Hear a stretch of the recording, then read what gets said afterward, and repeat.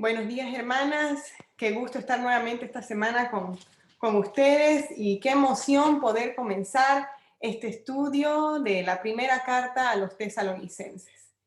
Eh, Hoy día vamos a hacer una revisión panorámica de todo el libro. La idea es que tengamos un concepto del contexto en el cual fue escrita la carta, cuál era el mensaje, quiénes la escribieron, para quiénes era la carta y qué propósito tenía. Y la idea de todo esto, hermanas, es que recordemos que la palabra de Dios no fue escrita al azar. La palabra de Dios fue escrita con un propósito. Dice en 2 Timoteo 3:16 que toda escritura es inspirada por Dios y es útil para enseñar, para reprender, para corregir, para instruir en justicia. Y el propósito de toda esta instrucción es que nosotros seamos perfeccionadas, que los hombres y las mujeres de Dios seamos perfeccionadas y equipadas para toda buena obra. Y hoy aquí en Unidas en Cristo me da gusto que nos reunamos para comenzar a estudiar este libro de la Biblia, estos dos libros, las dos cartas que son tan útiles en este tiempo y que necesitamos para animarnos y para perseverar en los tiempos que se vienen más adelante. Entonces, sin mayor preámbulo, les pido que las que tengan sus Biblias cerca, abran en la primera carta de Tesalonicenses, que está un poco al final del Nuevo Testamento, y yo les voy a ir contando y explicando un poco de cómo se formó esta carta y hacia dónde vamos. Es bueno recordarles también que las próximas semanas vamos a ir estudiando capítulo por capítulo de la carta. O sea que no se asusten si hoy día les doy demasiada información y dicen, hoy no entendí nada, esta carta es mucho, no. Cada semana vamos a ir estudiando capítulo por capítulo. La idea de hoy es que tengamos una vista panorámica y un concepto general de hacia dónde estamos yendo. ¿Ok? Entonces, aquí vamos. Cada una tiene también no sé si lo bajaron, pero hicimos un bosquejo. Así que voy a ir en orden para que también puedan tomar notas respecto a eso. Primero que nada, vamos a estudiar la primera carta a los tesalonicenses. ¿Quién escribió esta carta? ¿Cómo se escribió? ¿Qué sucedió? Cuando uno lee los libros de la Biblia, los libros generalmente lo que sabemos es que la escritura interpreta la propia escritura. Y no necesitamos ir a ningún otro libro para entender lo que ha sucedido. Y así ha sido de bueno el Señor, que cuando nosotros leemos la primera carta a los tesalonicenses, sabemos desde el principio quién la escribe y para quién fue. Entonces, si ustedes van al capítulo 1, el versículo 1 de esta carta dice, Pablo, Silvano y Timoteo, a la iglesia de los tesalonicenses, en Dios Padre y en el Señor Jesucristo, gracia a vosotros y paz. Miren qué riqueza en un versículo. En un versículo tenemos tres personas, Pablo, Silvano o Silas, es el mismo nombre, y Timoteo, estas tres personas que le están diciendo, te estamos escribiendo. ¿A quién? A la iglesia de los tesalonicenses. Entonces, ¿qué sacamos de aquí? Los tesalonicenses no son cualquier grupo, es un lugar donde se ha formado una iglesia, de la época de las iglesias primitivas, ¿no? Ya tenemos la información del autor y ya tenemos el destinatario, a quién iba la carta. Para entender qué tipo de lectura estamos haciendo en cualquier libro, de nuevo, en la Biblia tenemos libros históricos, tenemos libros poéticos, tenemos libros con cánticos, tenemos libros con profecía. Y este tipo de carta, que es exactamente lo que es, se las conoce como las epístolas, ¿ok? Epístolas paulinas. Ahora, no lo tomen como que Paola me dijo que era una carta. La misma escritura nos lo dice. En 1 Tesalonicenses 5, que está ahí en su bosquejo, 27, dice el autor, que es Pablo y estos dos otros hermanos, os encargo solemnemente por el Señor que se lea esta carta a todos los hermanos. Y puede parecer un poco redundante que yo les explique estos detalles del autor y hacia quién y por qué es una carta, pero quiero que sepan, hermanas, que ahora que estamos en este nuevo año, en este nuevo Unidas en Cristo, es muy importante que cuando nos acerquemos a la palabra, lo hagamos en el contexto correcto. No interpretemos al azar ni busquemos entender las cosas solas. Vamos a estudiar la carta por completo y sabemos entonces hoy qué es el autor, el destinatario y sabemos qué tipo de literatura es. Es una carta de ánimo, una carta de instrucciones, una carta con un mensaje, una carta con un propósito para esta iglesia.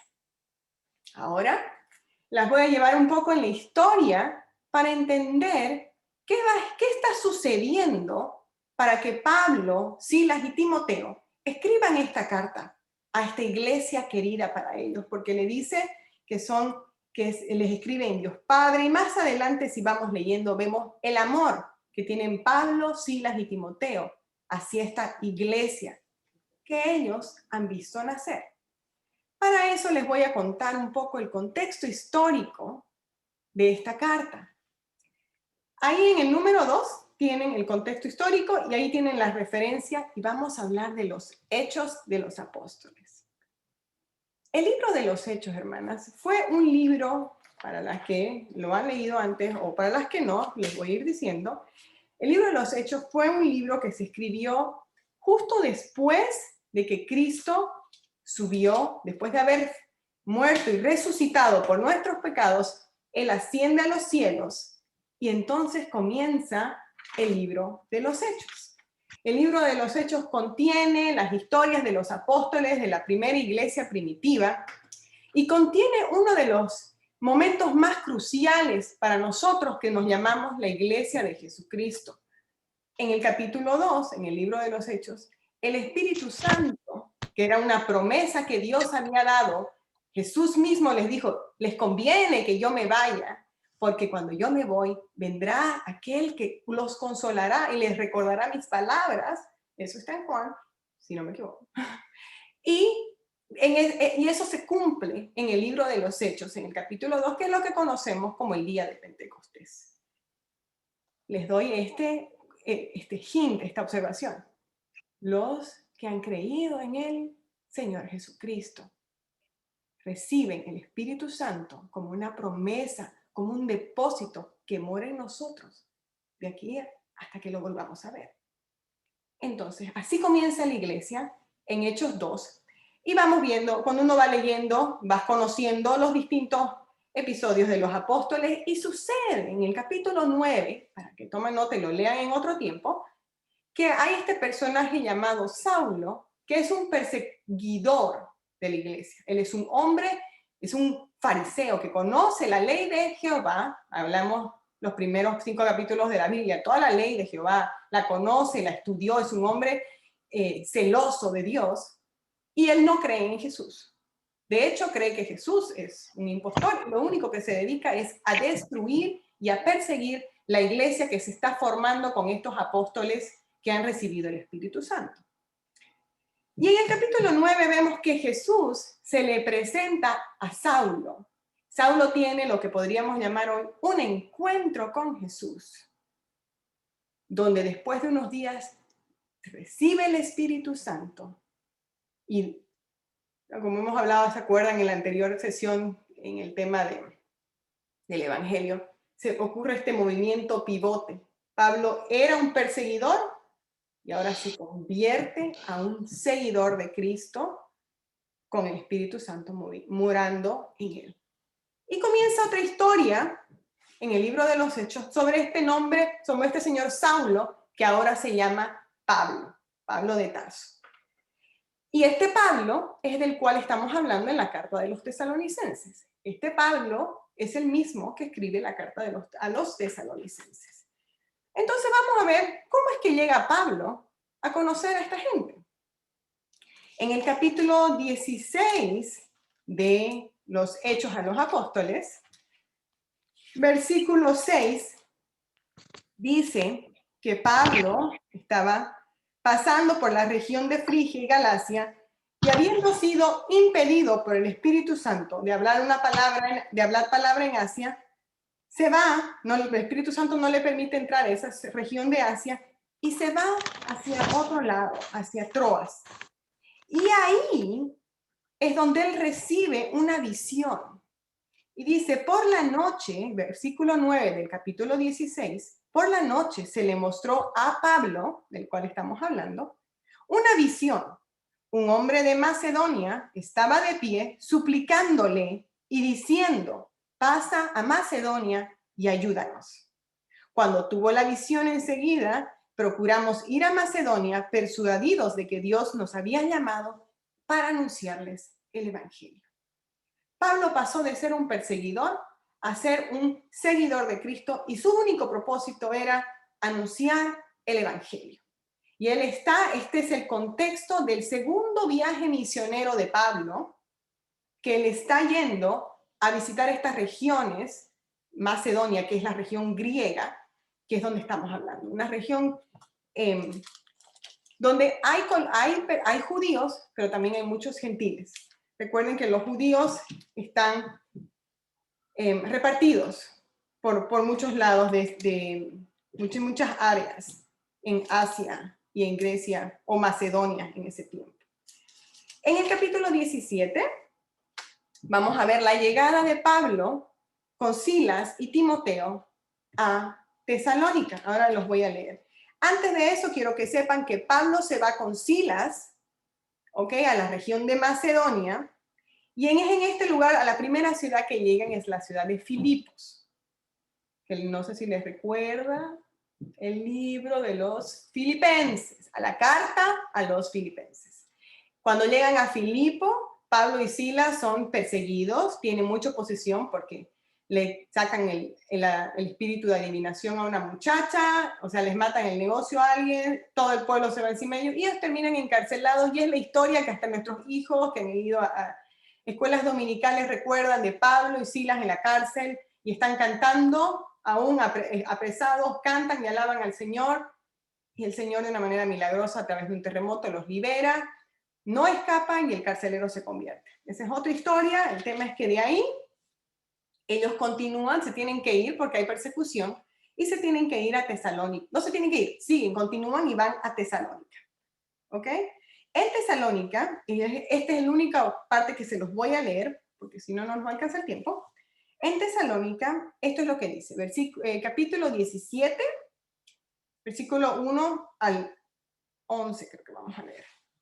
Después de pasar por Anfípolis y Apolonia, llegaron a Tesalónica. ¿Quiénes llegaron a Tesalónica? Sabemos que son Pablo y que son Silas y que son Timoteo, porque en el camino son los personajes que están nombrados, ¿no? Llegan a Tesalónica. Y Pablo, según su costumbre, fue a ellos y por 3 días de reposo, 3 sabáticos, 3 sábados, 3 semanas, discutió con ellos basándose en las escrituras. Se refiere a la sinagoga de los judíos. Pablo sabía que el evangelio de Cristo había venido primeramente a los judíos. Y el dónde iba primero a los judíos. Y esto es lo que nos muestra. Él fue a los judíos primero 3 semanas en Tesalónica, explicando y presentando evidencia de que era necesario que el Cristo padeciera y resucitara de entre los muertos, y diciendo, este Jesús a quien yo os anuncio es el Cristo. Esto es el evangelio puro. Pablo estaba presentando a Cristo, el Mesías, que murió por nuestros pecados y resucitó, y a través de las escrituras les mostraba una y otra vez que él era el Cristo, el Mesías, que el mismo pueblo judío estaba esperando.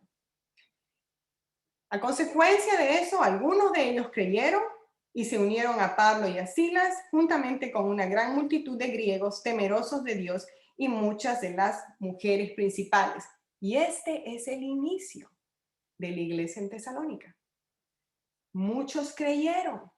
Dice, algunos de ellos creyeron, refiriéndose a los judíos, y dice, una gran multitud de griegos y muchas de las mujeres principales, que quiere decir mujeres que tenían impacto, que tenían alguna influencia en la sociedad, en esa ciudad de Tesalónica. Pero, versículo 5, los judíos, llenos de envidia, llevaron a algunos hombres malvados de la plaza pública, organizaron una turba y alborotaron la ciudad y asaltando la casa de Jasón, procuraban sacarlos al pueblo. Al no encontrarlos, arrastraron a Jasón y algunos de los hermanos ante las autoridades de la ciudad, gritando: estos que han trastornado al mundo han venido acá también. Y Jasón los ha recibido y todos ellos actúan contra los decretos del César, diciendo que hay otro rey, Jesús. Y alborotaron a la multitud y a las autoridades de la ciudad que oían esto, pero después de recibir una fianza de Jasón y los otros, los soltaron. Y los hermanos, dice, enseguida los hermanos enviaron de noche a Pablo y a Silas a Berea, los cuales al llegar fueron a la sinagoga de los judíos. Estuvieron en Tesalónica 3 semanas, más o menos, fueron a predicar el evangelio. Algunos judíos, pero muchos griegos y mujeres de influencia se convirtieron. Habían hermanos. Jasón era un hermano que los había recibido y había persecución. Los judíos estaban persiguiendo, aquellos que no creían, estaban persiguiendo a Pablo, a Silas, a Timoteo y a la iglesia en Tesalónica. Los mandan a Berea y la historia continúa y es muy interesante que ellos van a Berea, a la sinagoga, ustedes pueden leer en su tiempo, predican la palabra y adivinen qué. Los judíos de Tesalónica se van a perseguirlos hasta Berea y los hacen botar de la ciudad y tienen que irse, se tienen que separar. Pablo se va a Atenas, Silas y Timoteo se quedan y luego en el capítulo 18 vemos cómo Pablo, Silas y Timoteo se encuentran en la ciudad de Corinto y es en la ciudad de Corinto que Pablo se queda 1 año y medio y es allí donde él escribe, o se cree que él escribe, la carta a los tesalonicenses. Con esta vista histórica, ya tienen una idea más o menos de qué era lo que estaba sucediendo para que Pablo, con tanto deseo, junto con Silas y Timoteo, escriban esta carta. Se le atribuye más que nada a Pablo el autor. Silas y Timoteo son compañeros con él, pero para que sepan. Ahora les voy a hablar un poquito, ya pasando el histórico, les voy a hablar un poco de los temas y las palabras claves en esta carta, ¿ok? Cuando uno lee la escritura, el Señor la ha hecho de una manera en que hay palabras que se repiten y se repiten y se repiten y te ayudan a entender de qué se trata este libro. En la carta a los tesalonicenses hay palabras, y les voy a dar simplemente que las que están en sus notas, palabras claves como la tribulación, el sufrimiento, la aflicción, son todos sinónimos. Palabra clave es el Evangelio, el Espíritu Santo, la santificación y la venida del Señor Jesucristo. Veamos una a una, un pequeño resumen, porque igual les vamos a estudiar con cada libro. Respecto a la tribulación, la palabra tribulación, aflicción, sufrimiento se repite en los capítulos 1, 2 y 3 básicamente, en los primeros 3 capítulos. Y nos muestra cómo los tesalonicenses recibieron, dice en el versículo 6 del capítulo 1, recibieron el evangelio en medio de mucha tribulación, lo cual se comprueba con lo que les acabo de leer en el libro de los Hechos. Me encanta cómo la escritura se confirma con la misma escritura. Recibieron en tribulación, comprobado al leer el libro de los Hechos. Pero qué interesante que reciben la palabra, reciben esta buena noticia que es la muerte y resurrección y perdón de los pecados y el acceso a Dios, el ministerio de la reconciliación, con el gozo del Espíritu Santo. Eso nos dice el capítulo 1, versículo 6. En el capítulo 2 vemos que Pablo, Silas y Timoteo sufrieron tribulación, oposición en Filipos. También lo acabamos de leer, ellos lo vuelven a mencionar. Y también nos dice en el mismo capítulo 2, versículo 14, que al igual que las iglesias que estaban en Judea y que eran amenazadas y perseguidas, los tesalonicenses habían sufrido oposición por parte de los judíos y de sus mismos compatriotas. Entonces ya estamos viendo qué es lo que está sucediendo con este grupo de personas, con esta iglesia. En el capítulo 3, versículo 3, vemos hasta el versículo 7, vemos toda una historia de cómo Pablo y Silas envían a Timoteo para saber cómo está esta iglesia. Saben que está sufriendo y tienen miedo de que todo ese esfuerzo de haber pasado 3 semanas, 4 semanas hablándoles del evangelio haya sido en vano. Y envían a Timoteo y Timoteo regresa con buenas noticias diciéndoles que la iglesia de los tesalonicenses es una iglesia que está siendo transformada, que ha dejado los ídolos para servir al Dios vivo, que es una iglesia que toda la región conoce, porque su fe es visible, porque su fe va de acuerdo a sus acciones. No es solamente un decir, porque el evangelio ha llegado a ellos con poder, con no solamente de palabra, sino llenos del Espíritu Santo, con poder, por ejemplo, y con vidas transformadas. Y eso le llega, esa palabra de aliento, esa buena noticia le llega a Pablo, y Pablo los anima, y los anima a continuar y a ser excelentes en su servicio al Señor. Una segunda palabra clave es la palabra evangelio. Y en algunos versículos se la nombra como palabra de Dios. Y quiero que entiendan que esto se refiere a las buenas nuevas. Al evangelio de Cristo, que es aquel que se dice en 1 Corintios 15 o 5, ahí me puedo estar equivocando, que Cristo murió de acuerdo a las Escrituras, que Cristo resucitó al tercer día según las Escrituras, y que Cristo está sentado al Señor a la derecha de Dios Padre, y que es a través de Él que tenemos la salvación. Y ese es el mensaje de buenas noticias, de esperanza que Pablo llevaba. En el versículo 5 del capítulo 1 nos dice que el evangelio les llegó, se los comenté antes, en palabra, en poder, en Espíritu Santo, con plena convicción y por el ejemplo de Pablo, Silas y Timoteo. Vemos aquí elementos de vidas transformadas que no solamente es decir, sí, he recibido al Señor, sino que sus vidas en sí evidencian ese cambio. Y vemos también el ejemplo que Pablo y sus acompañantes dejaron y que estos tesalonicenses estaban imitando. Y al mismo tiempo imitando al Señor Jesús. En el capítulo 2, versículo 13, dice que la palabra que recibieron, la oyeron, la aceptaron y que la aceptaron como palabra de Dios y no como palabra de hombres. En el versículo 8 vemos que el evangelio de Dios que fue compartido con los tesalonicenses, Pablo les dice, no solamente les compartimos el evangelio, compartimos nuestras vidas con ustedes. Y ustedes saben, les dice en el versículo 10, que nosotros hemos sido testigos, hemos buscado tener una conducta justa, santa y irreprensible para que puedan seguir a un Dios santo. Ellos se han esforzado. Todos esos elementos los vamos a estudiar. Y aquí voy a mezclar.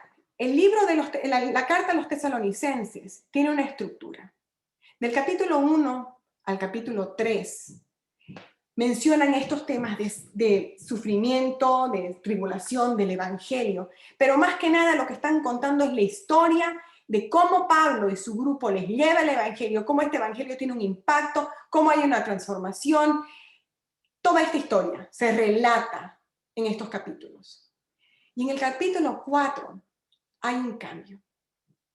Hay un qué y ahora es, ¿ahora qué? Ahora que ustedes ya han recibido todo esto, ahora que ustedes están siendo transformados, ¿ahora qué hacen con eso? Y comienzan 3 capítulos, 4, 5 y 6, capítulos de instrucciones combinados con el mensaje de la venida del Señor Jesús, de ese retorno que es la esperanza que tenemos los creyentes, de que esta vida no acaba aquí, sino que habrá un encuentro futuro con nuestro Salvador, en el cual nosotros viviremos eternamente con Él. Entonces, ahí tenemos el cambio de una historia de estos dos grupos, ahora de un Pablo hablándoles y dándoles instrucciones de cómo vivir según lo que han aprendido. Y elementos, palabras claves que entran en esta segunda parte es la santificación. No se vayan a asustar de escuchar santificación, porque es una palabra que debería ser una alegría para nosotros. La santificación, en el capítulo 3, versículo 13, se menciona, hablando de que el Señor nos dará, o oran para que el Señor nos dé corazones irreprensibles en santidad. ¿No es cierto? En el capítulo 4, este versículo que hemos escuchado muchas veces, que es tan claro, la voluntad de Dios es vuestra santificación, dice, vuestra santificación. Es decir, que os abstengáis de inmoralidad sexual. Para que se den un poco idea, ¿cómo sé que son instrucciones? No me crean tan inteligente. Capítulo 4, versículo 1 dice, por lo demás, hermanos, os rogamos pues y os exhortamos en el Señor Jesús que como habéis recibido de nosotros instrucciones acerca de la manera en que debéis andar y agradar a Dios, como de hecho ya andáis, así abundéis en ello más y más. O sea que ahí se dan cuenta que ahora les está dando instrucciones. En el capítulo 4, versículo 7, repite nuevamente el autor que Dios nos ha llamado a la santificación. No a impureza, pero a santificación. Y en el capítulo 5, versículo 23, que es realmente el versículo de esta semana, dice, y que el mismo Dios de paz os santifique por completo, y que todo vuestro ser, espíritu, alma y cuerpo, sea preservado, irreprensible, para la venida de nuestro Señor Jesucristo. Y aquí entro a la última palabra clave, y con esto vamos a ir cerrando para poder tener tiempo en los grupos, que es la venida de nuestro Salvador, Señor Jesucristo. Un tema esencial en la carta a los tesalonicenses, la primera y la segunda, es el retorno de nuestro Señor. En la estructura literaria, en cómo está escrita la carta, los últimos 3 versículos, a excepción del capítulo 5, de cada capítulo, 3 versículos del capítulo 1, 3 versículos del capítulo 2, los últimos 3 versículos del 3, los últimos 3 del 4 y los últimos 5 del 5, todos esos se refieren a la venida de nuestro Señor Jesús. Y para cerrar, lo que yo voy a hacer va a ser leer estos versículos y les voy a dejar con este pensamiento que va a ser parte también de la discusión. La carta a los tesalonicenses tenía un propósito. El propósito era animar a esta iglesia que estaba naciendo, que tenía una transformación genuina, que tenía una fe evidente, y animarlos que caminen y que caminen una vida de acuerdo al llamado de Dios. Y que no solamente lo hagan porque era necesario, sino porque habrá un tiempo en el cual ellos se van a presentar ante Dios. Ellos y aquellos que los discipularon también se presentarán ante Dios. Voy a leer estos versículos y de ahí vamos a cerrar. Capítulo 1, versículo 8. ¿Por qué saliendo de vosotros la palabra del Señor ha resonado, no solo en Macedonia y Acaya, sino también por todas partes? Vuestra fe ha sido divulgada, nuestra fe en Dios se ha divulgado, de modo que nosotros, Pablo, Silas y Timoteo, no tenemos necesidad de hablar nada, pues ellos mismos, esta gente de Macedonia, estas regiones, cuentan acerca de nosotros, de la acogida que tuvimos por parte de vosotros y de cómo os convertisteis de los ídolos a Dios para servir al Dios vivo y verdadero. Versículo 10. Y esperar de los cielos a su Hijo, al cual resucitó de entre los muertos, es decir, a Jesús, quien nos libra de la ira venidera. Capítulo 2, versículo 18. Ya que queríamos ir a vosotros. ¿Quiénes queríamos ir? Pablo, Silas y Timoteo. Queríamos ir a vosotros. Al menos yo, Pablo, más de una vez. pero Satanás nos lo ha impedido. Porque ¿quién es nuestra esperanza, o gozo, o corona de gloria? ¿No lo sois vosotros en la presencia de nuestro Señor en su venida? Pues vosotros, los tesalonicenses, aquellos que Pablo ha discipulado y ha dejado esa semilla, sois nuestra gloria y nuestro gozo. Ay, que lo son ustedes también para nosotras, nuestro gozo, la gloria para el Señor. En el capítulo 3, versículo 11, ahora pues, que el mismo Dios y Padre nuestro y Jesús nuestro Señor dirijan nuestro camino a vosotros, y que el Señor os haga crecer y abundar en amor unos para con otros y para con todos, como también nosotros lo hacemos para con vosotros, a fin de que Él afirme vuestros corazones irreprensibles en santidad delante de nuestro Dios y Padre y en la venida de nuestro Señor Jesús con todos sus santos. El capítulo 4, versículo 16. Pero el Señor mismo descenderá del cielo con voz de mando, con voz de arcángel y con la trompeta de Dios, y los muertos en Cristo se levantarán primero. Entonces nosotros, los que estemos vivos y que permanezcamos, seremos arrebatados juntamente con ellos en las nubes al encuentro del Señor en el aire. Y así estaremos con el Señor siempre. Por tanto, confortaos unos a otros con estas palabras. Estas palabras son una esperanza que nos purifica, que nos santifica. Y terminando en el capítulo 5. Y que, versículo 23, y que el mismo Dios de paz os santifique por completo, y que todo vuestro ser, espíritu, alma y cuerpo, sea preservado irreprensible para la venida de nuestro Señor Jesucristo.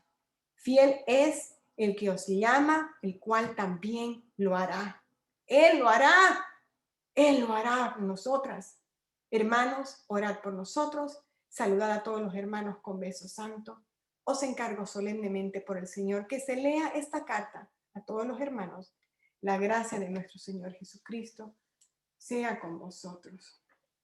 Y asimismo me despido yo con esta vista panorámica de la carta de los tesalonicenses. Quiero que recuerden el autor, Pablo y sus amigos, los receptores, la iglesia naciente y creciente en Tesalónica. La iglesia recibe la palabra en sufrimiento, pero florece de una manera que la región la conoce. Y Pablo los llama a vivir una vida santa, esperando esa venida de nuestro Señor Jesús. Que el Señor las bendiga, hermanas.